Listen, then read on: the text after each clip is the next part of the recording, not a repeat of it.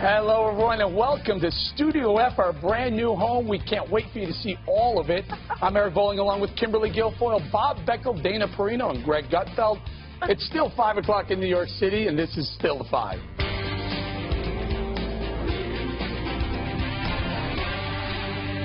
Well, thank you for joining us on our first day in Studio F here at Fox News headquarters. We got a gorgeous brand new set, and we're sitting around, guess what, a brand new table as well, ready to kick off our first discussion. Beginning with one of the most dramatic endings in Hollywood history, an Oscar screw-up for the ages. Here's how it all began.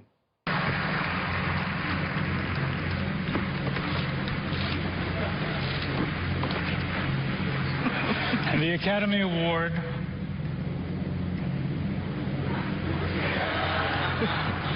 for Best Picture. You're impossible. Come on. La La Land. Well, La La Land exec and stars then flooded the stage to accept the top honor of the night, but they weren't the winners. Here's what happened after La La Land producer Jordan Horowitz was informed about the mishap. There's a mistake. Moonlight, you guys won Best Picture. Moonlight won. Come on, this is not a joke. This is not a joke. I'm afraid they read the wrong thing. This is not a joke. Moonlight has won Best Picture. Moonlight, Best Picture. Wow. Now, Greg, these are the same people who spent the night trashing Donald Trump for the way he's running the country. They couldn't even get the right envelope. Well, after weeks of Trump hysteria in Hollywood and after all the political posturing, they can't get the one thing right that they were supposed to do. It's like a teenage boy that's like showing off on his bike in front of his friends, you know, and gets cockier and cockier, and then all of a sudden gets hit by a semi. And I love how he hands it off to Faye Dunaway when he realizes it's a problem. I mean, I always thought that his confusion was an act, but he really is stupid. And then he realizes he's in trouble, so he says, "Here, take it." He passes the grenade onto her, and he could have said. How did he know he was in trouble? He looked down and he goes, "This isn't right." You can see on his face he knew that it was wrong. And instead of saying, "We just did this award," he just handed it to her. He's always done that to women, though. So. Ooh, interesting. Hey, Bob, but La La Land won the popular vote. Shouldn't they get the Oscar? Well, was it 3 million or 5 million votes? Whatever. You know, I'd say I give a lot of credit to Horowitz. I thought he handled himself quite well in the middle of all that. That's must have been very, very difficult. Price Waterhouse has got a lot of explaining to do, and I think Warren Beatty does. By the way, Warren Beatty's a friend of mine. He's very smart. No, he's not. Yes, he is. You ain't no Warren Beatty. Maybe in one way. Well, but I thought it was it's hard to imagine. KG, hand to face. We were watching. First of all, it happened at 12:38 in the morning. After 4 hours of You this. stayed up? I stayed up. I watched every minute of it. I played that twice back to see what was going on. And you just think, what just happened there? But it's interesting because, you know, Price Waterhouse had to, like, fall on the sword and say, listen, this is all our fault. We're doing an investigation to figure it out. Didn't anybody learn anything from poor, sweet Steve Harvey? And the massacre during the Miss Universe and calling the right name. And it was like Groundhog Day all over again.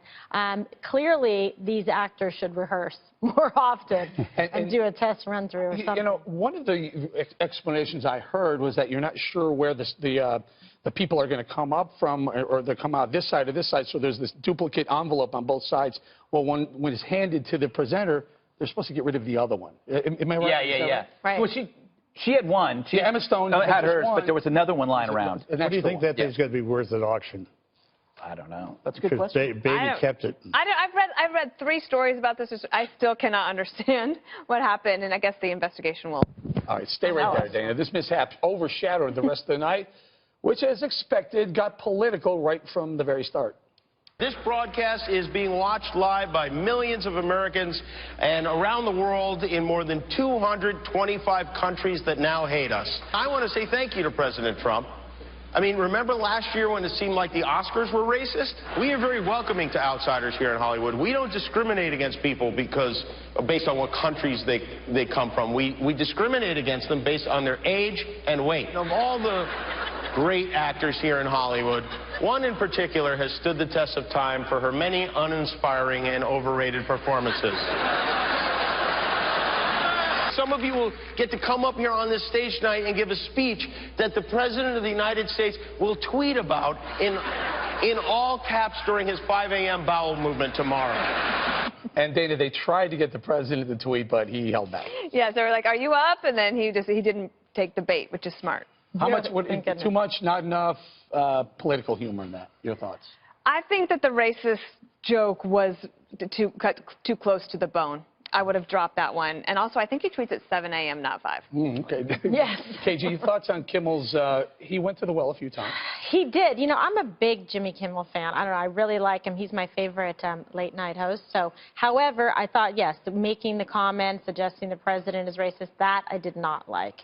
I didn't think it was appropriate. I agree with Dana on that one. But for the rest of it, I thought he, carried the night with good humor and aplomb. The best part about this is no one's going to remember any of this.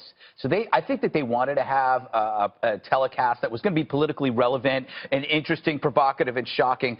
But because they devoted all their energy to try to be intellectually shocking and agree with their peers about Trump, they blew the one thing they had to blow. I mean,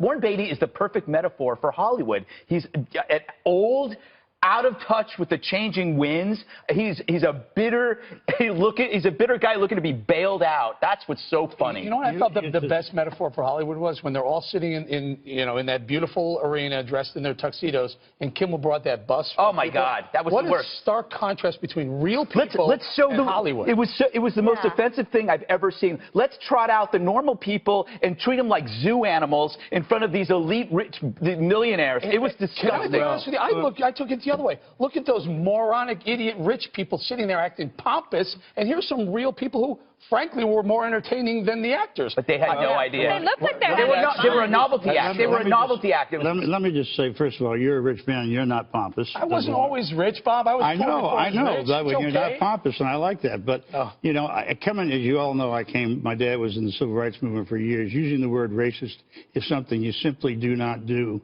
And particularly from somebody who, my guess, Kimmel's never seen the inside of a ghetto or inside of a poor person's house. So he pox on his house for that. Well, I don't defend Donald Trump on anything, but I will on that. At one point, they called Jimmy Kimmel racist because he made some comment about an Asian woman's name.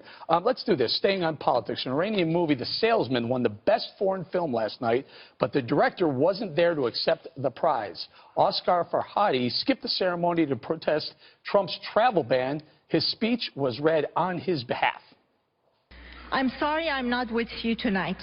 My absence is out of respect for the people of my country and those of other 6 nations whom have been disrespected by the inhumane law that bans entry of immigrants to the U.S. Dividing the world into the us and our enemies categories creates fear, a deceitful justification for aggression and war. These wars prevent democracy and human rights in countries which have themselves been victims of aggression.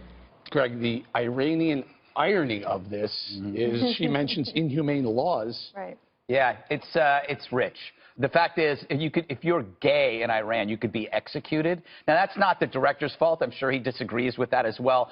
But you got to be careful when you come to another country and you start lecturing us about the way we are the freest country on the planet in the history of the world, and we want to remain free. So the only way we can do that is to make sure that ideas from your country don't come here. We want gays to live here happy. We don't want them executed. So you got to understand what's trying to be done here. Great, Bob. I think it was exactly appropriate. And let me make one point. The big bag ICE guys went into a hospital and took out a woman who had a malignant brain tumor and locked her up while she was trying to get to New York to be with her 3 kids. She had never committed a crime.